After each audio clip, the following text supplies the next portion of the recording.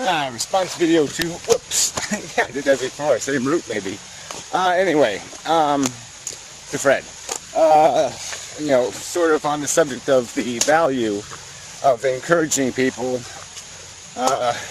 through whatever antinatalist conversation, to be a little more thoughtful before having children.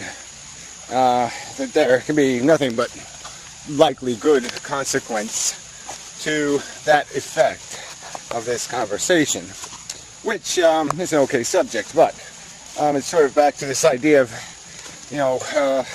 I suppose if somebody wants to bend interpretation of the concept, antinatalism can be some sort of temporary philosophy, like somehow it doesn't mean ultimate eradication or extinction for what you're proposing be antinatal. I always it always seemed obvious that the terminal end of the concept would be terminality, and that you wouldn't, by just logic, say you were anti-birth for just human beings, but it doesn't matter. People can stretch the vernacular. I just don't think they can do it and still have the word mean anything. Just as I don't think Ayn Rand defines objectivity. Ooh, that did come up the other night. Somebody said something about Ayn Rand. It was sort of annoying. Yeah, who was that now? Yeah. Yuck. I think it was Zombits, actually, but it doesn't matter. Isn't a good writer. Yeah, well, whatever. I'm telling you, if you got to take 10,000 pages to write something, you're not a good writer. But it doesn't matter.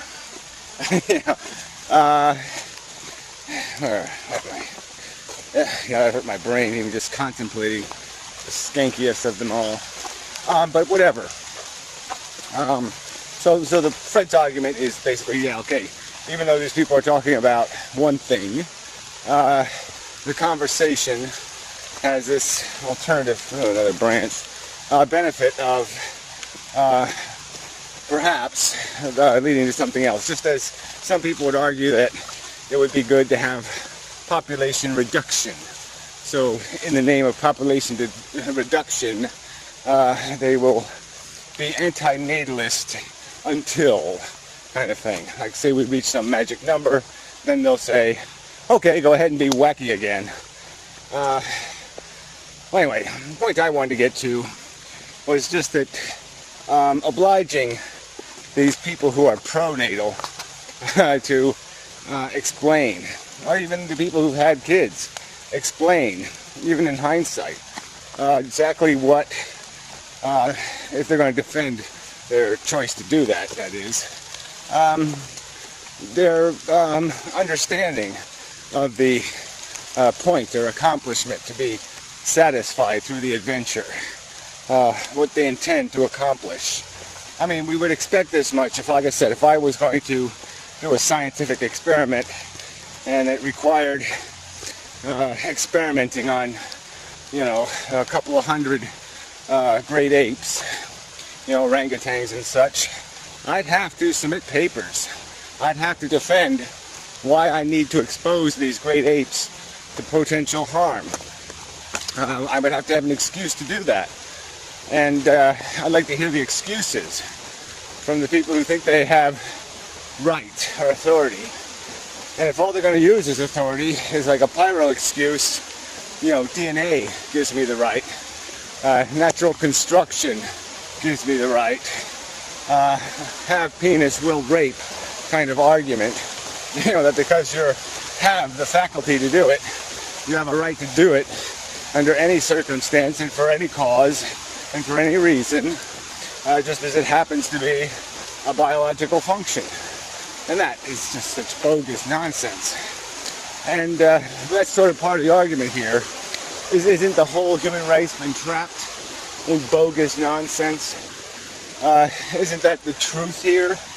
And that isn't that what has changed the world, turned it upside down compared to what it was, is this realization that we have been just Borg slaves to silly notions of presumed purpose. Not any kind of real definition of accomplishment or usefulness or function. We just lived off of a God delusion, or a delusion of human grandeur, like we just couldn't possibly not be incredibly functional. That there's no way to, like our psychology is so solid and has such integrity that there's no way it could be just a laughable joke.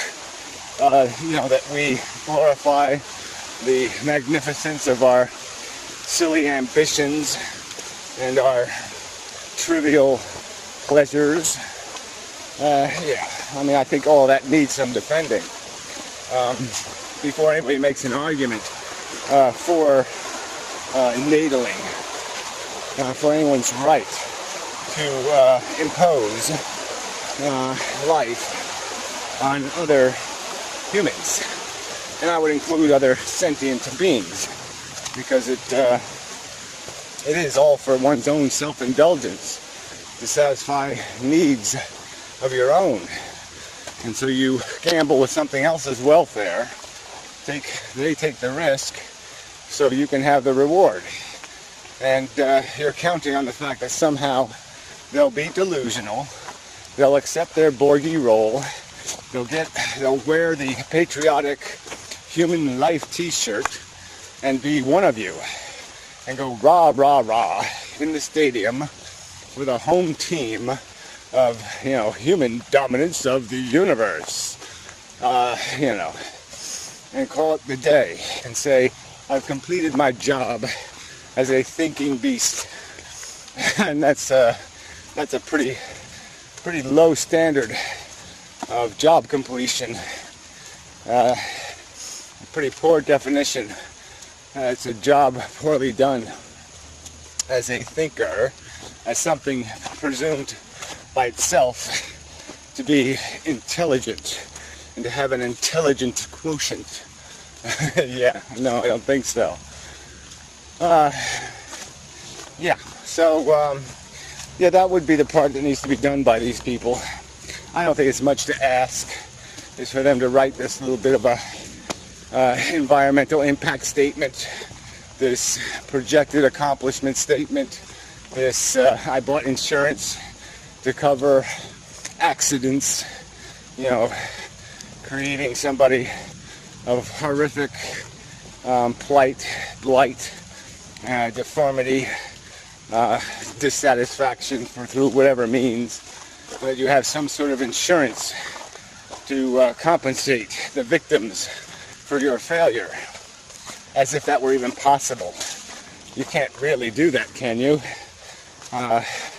If you lop somebody's consciousness off, you deprive them of their intelligence, let's say through an accident, and they become an idiot, how much money is going to be worth it? That's going to give them back their identity. I don't think that's going to work. So it is an uninsurable liability. There are uncompensatable costs that can be a potential outcome. So it can only be described as an act of bold, aggressive irresponsibility. And that maybe there should be some conversation about the fact that, having kids maybe should be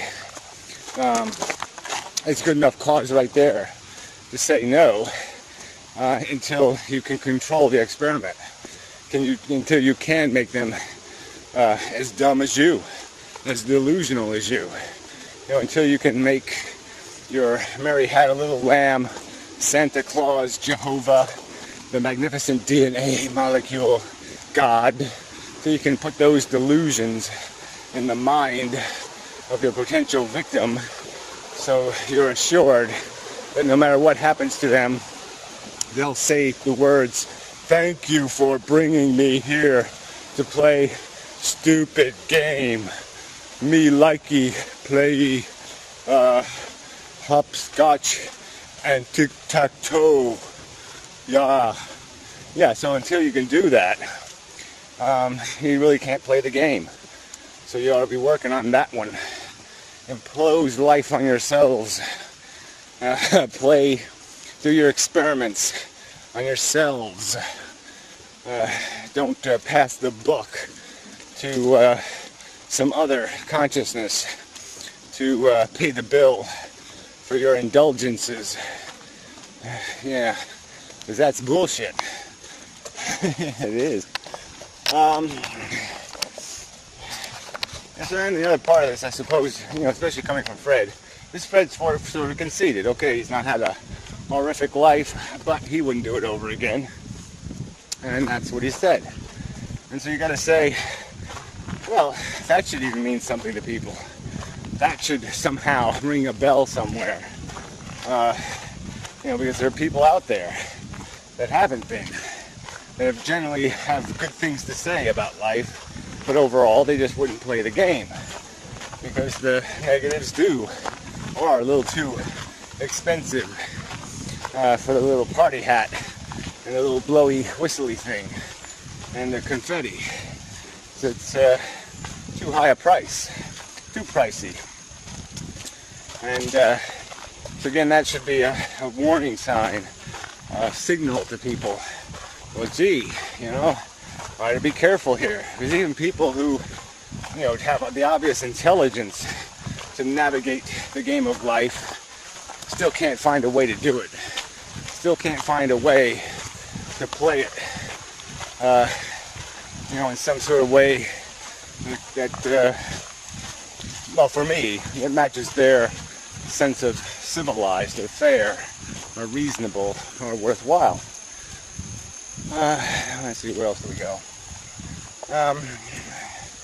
So it's all good in the sense that any conversation is better than no conversation. So people talking about it can't be bad, but it does have to get somewhat focused on these questions of purpose and imposition. These are kind of the fundamental words.